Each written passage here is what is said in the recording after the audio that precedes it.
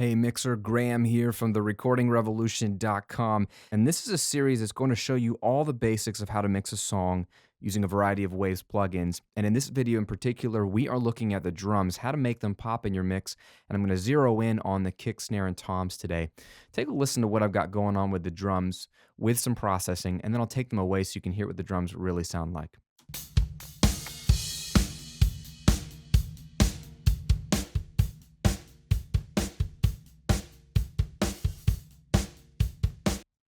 That's what we started with, the raw drums, and here's where we took them.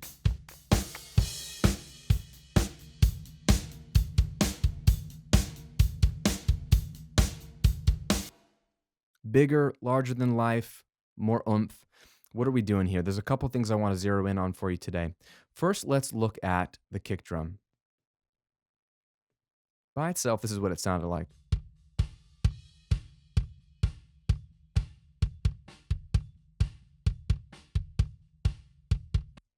Decent inside kick mic, but it doesn't have the bottom end or the roundness that's larger than life that I'm looking for. So today I'm using the Renaissance EQ. Here's the EQ6. And this is a great EQ to sculpt the sound the way you want. And visually, you can kind of see what I'm doing here. I'm doing 4 specific moves. 2 boosts, 2 cuts. The boosts are a little bit more obvious here. I've got a big boost at 53 hertz. Okay, about 6 dB boost here. That's really the weight of the kick drum, okay? So what I want to do is turn all these off so you can hear one by one what I'm doing here.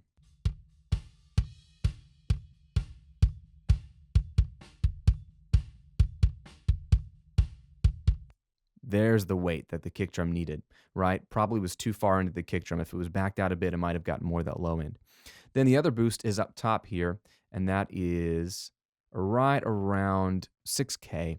And that's giving me more of the beater or the snap. So take a listen to what that does when I bring it in.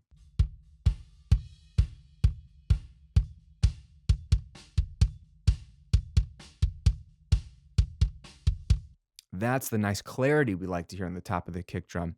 This sounds good to us, but it also is strategic. It allows the kick drum to cut through better on small speakers. Think your iPhone, laptop, etc.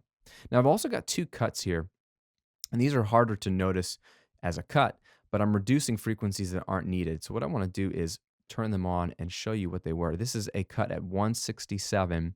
It's about a 7 dB cut. Take a listen to what it sounds like as a boost, and you can see why I cut it.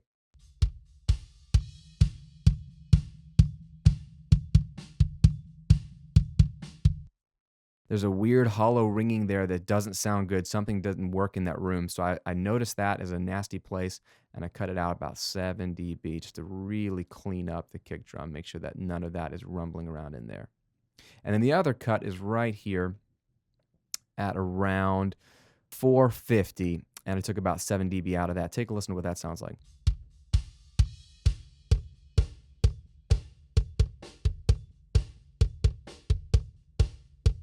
Just kind of a pointless, cheap sounding frequency. So I took some of that out, about 7 dB. And together, these 4 moves, 2 boosts, 2 cuts, make a huge difference.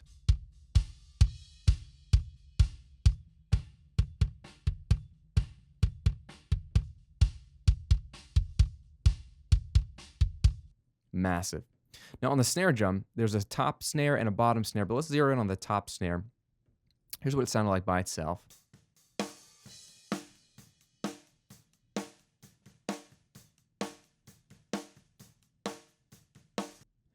It sounds kind of small and thin, and there's lots of the ambience of the bleed of the hi-hat, the kick drum crashes, stuff like that. So I use the trusty old SSL channel because it's kind of a Swiss Army knife plugin. It does a lot of different things in one plugin, which is great when you want to save time. The first thing I used was a gate. Now, a gate simply can mute sound in between the hit you want to hear. So it allows me to hear the snare, but nothing else. All right, so let me turn on just the, let's see, I'll bypass the EQ and I'll turn on just the dynamics. This will turn on the gate as well as some compression, okay? Take a listen.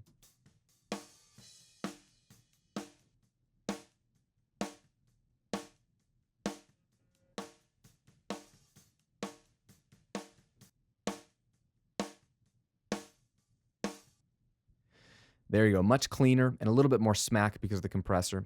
But now I want you to hear what the EQ is doing. Now, on the EQ side of things, I've done quite a few moves. I've done a boost down here at around 200 hertz, and I've done a 9 dB boost as a bell curve. This is going to bring the weight that I feel like this snare drum is lacking. I've also done a cut at around 700, so taking out some nastiness there. And then a little bit of a boost at 6K. It's going to give me the crack of the snare. And then another boost at 8K. This is a shelf. This is going to give me the air of the snare.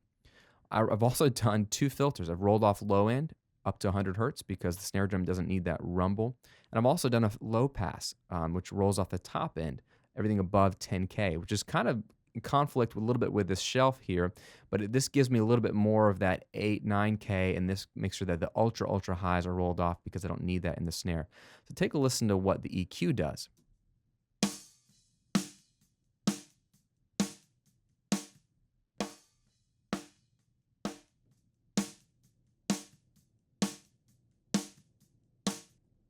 Very drastic, right? Much more fuller, much more hyped in a good way, I think. So let's bypass all of that. All 6 EQ moves, the gating and the compression. You'll hear where we came from originally.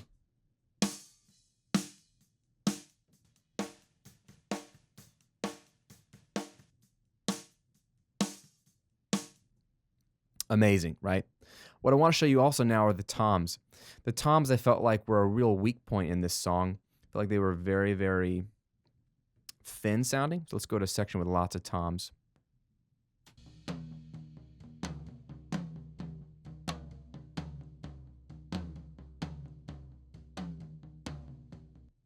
Total mess, very thin, very flappy. So we had to do a little bit of work. I used the SSLG channel on these to bring in some EQ, fatten them up a little bit in the low end, reduce some of that 500 nastiness that doesn't sound too good on most drums.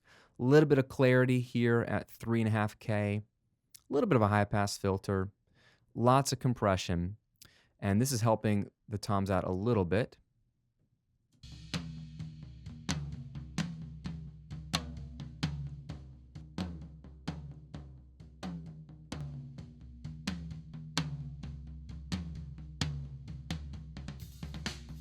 Already an improvement there, have more attack and a little bit more weight. But then what I wanted to do was grab something that made it fatter, and here's the One Knob Fatter plugin in the One Knob series, and literally these plugins couldn't be easier. You just dial up the one knob and it gives you more of what it's called. And this worked really well on the tom, so I brought this up to about 4.5. Same thing on the floor tom. So take a listen to what happens when I turn these on.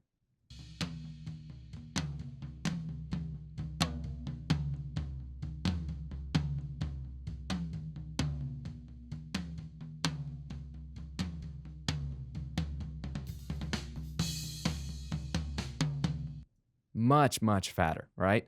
Literally. So when I bypass the EQ compression and the one knob fatter, the toms really kind of fall apart.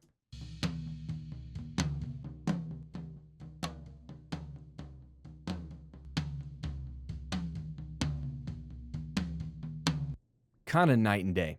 And the last thing I want to show you on the drums is a very famous technique called parallel compression or New York style compression. And this is sort of the secret sauce to getting that final weight on your drum kit. The key here is to simply take a copy of the elements like your kick, your snare, maybe your toms through a send. In this case, I'm using sends here in Pro Tools. You can do this in any DAW. I'm making them pre-fader, which all that means is that if I happen to mute the kick drum track here, it won't mute the send. So it'll always send a full copy. And what I'm doing is sending a copy of my kick, snare, and toms over to a new group track called P drums. And on this track, I've got our trusty master bus compressor from the SSL series. This is one of the best sounding compressors on a drum bus I've ever heard because it gives you snap and punch in a very musical way. And what I love is one of the presets here. It's called the pumping preset. It's literally right here when you load it up. And it gives you a very slow attack, very fast release, very high ratio. And all you have to do is dial in the threshold till you hear it smacking nicely. And this will give you an overly compressed sound. Take a listen to this.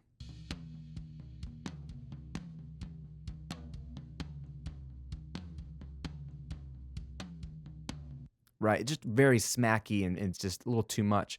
But we dial that down in the mix and blend it in with the regular drums here, and it really adds some weight. What I'm gonna do is mute the parallel drums track, play you all the drums, and then I'm gonna bring in the parallel compressed drums alongside and listen to what happens on the kick and the snare especially.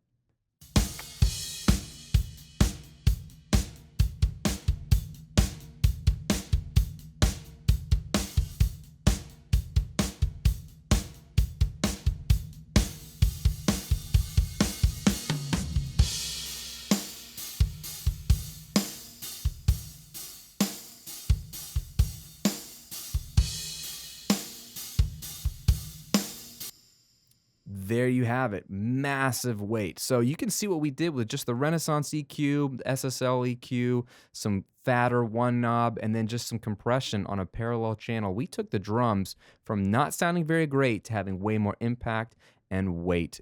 That's it for this video. On the next one, I'm gonna show you how to fatten up a thin sounding DI bass quickly and easy with just a couple of plugins.